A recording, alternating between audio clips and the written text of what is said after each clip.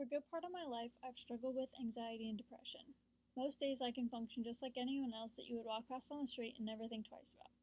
But on the bad days, I can hardly get out of bed, and the world I know feels like it's falling apart, and it's all my fault. I can faintly remember a time when I could walk into a room and start chatting with a stranger without a care in the world. I haven't been like that since I met her. We met in the fifth grade, and she immediately became my best friend. I wish that she could have said the same about me. We hung out every weekend, and every year I went to her Halloween parties, and I went to almost all of her soccer games, but she never did anything for me. I was too young to realize it then, but she was using me. Not sure why she was using me, because she was the popular one, the athletic one, the social one, and I was just me. Plain old, awkward, lonely me. My mom even tried to give me advice on how to be more social and likable by the other students, but I'd already found my best friend, so I didn't need anyone else.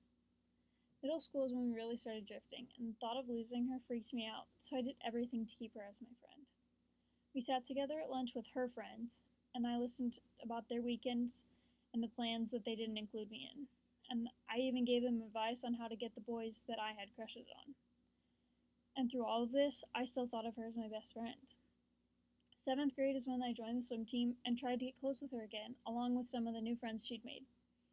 This just made her push me away farther. And I would even guess that that's when the rumors started.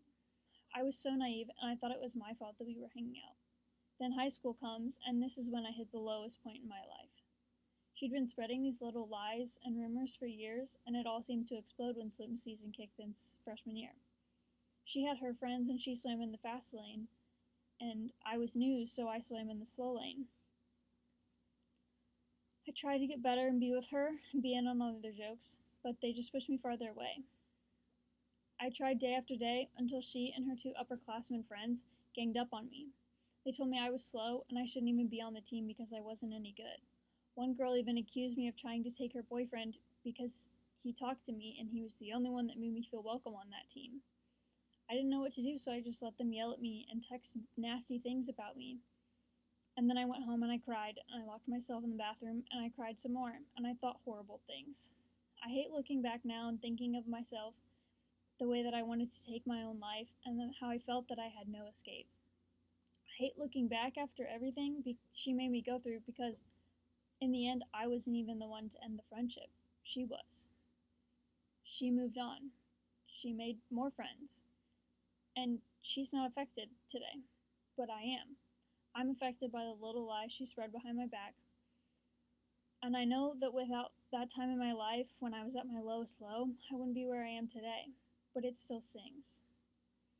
Even though it really hurt in the moment, I'm happy that it happened because now I'm surrounded by a wonderful group of people that love me and support me and want to be around me no matter what.